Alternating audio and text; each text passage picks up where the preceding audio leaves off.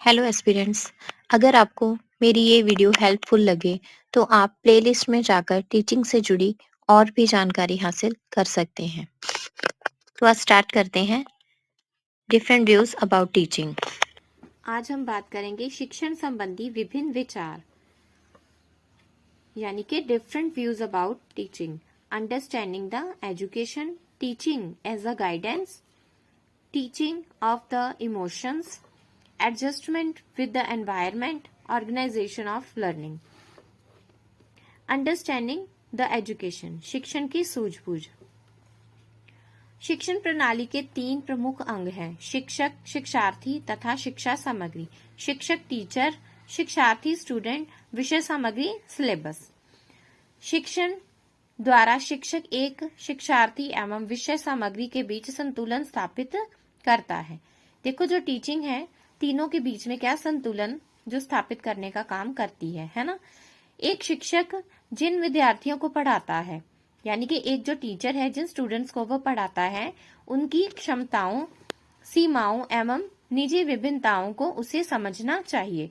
एक जो adjustment with the environment, वातावरण के साथ समायोजन। शिक्षण ही बच्चे को प्रभावशाली ढंग से वातावरण के साथ अनुक्रिया करने या समझने में सहायक होते हैं, जिससे बच्चे को निरंतर वातावरण में बदलने, जटिल होने के साथ उसमें ढलने में सहायता मिलती है। अनेक बार शिक्षक टीचर विद्यार्थी को ऐसा वातावरण प्रदान करते हैं जो उसके निजी एवं सामाजिक विकास के लिए अत्यधिक लाभदायक होता है। थर्ड पॉइंट शिक्षण निर्देशन है, यानी teaching is a guidance.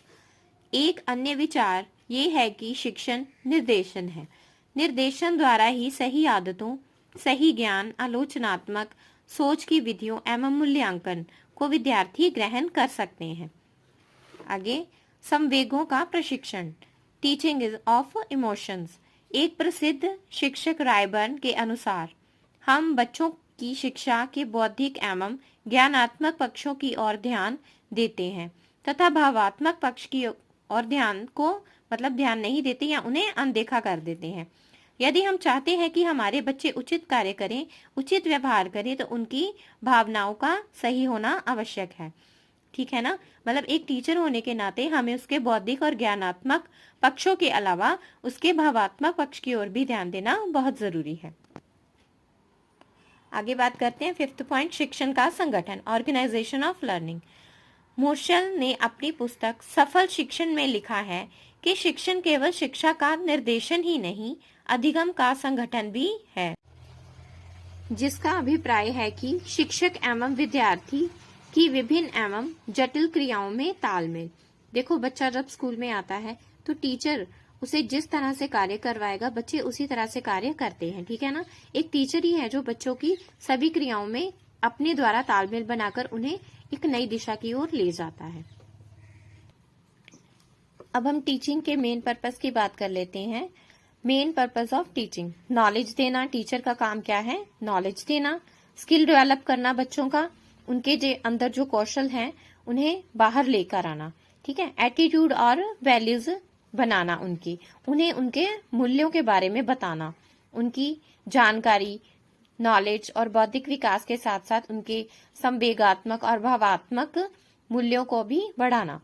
Learner को सेल्फ डिपेंडेंट बनाना, ये एक काम सिर्फ टीचर का ही हो सकता है। ठीक है ना। इसीलिए कहा जाता है कि a good teacher is not the one who teaches but the one who inspire to learn। Last में अब हम टीचिंग का कंक्लूजन देख लेते हैं। बीएड वाले स्टूडेंट जो हैं वो अपना लॉन्ग क्वेश्चन कंप्लीट करने के बाद कंक्लूजन और निष्कर्ष को जो है वो जरूर लिख कर आएंगे। ठीक है। आगे देखें, टीचिंग का असली मतलब सिर्फ पढ़ाना नहीं बल्कि बच्चों के अंदर सीखने की चाह जगाना होता है। ठीक है ना।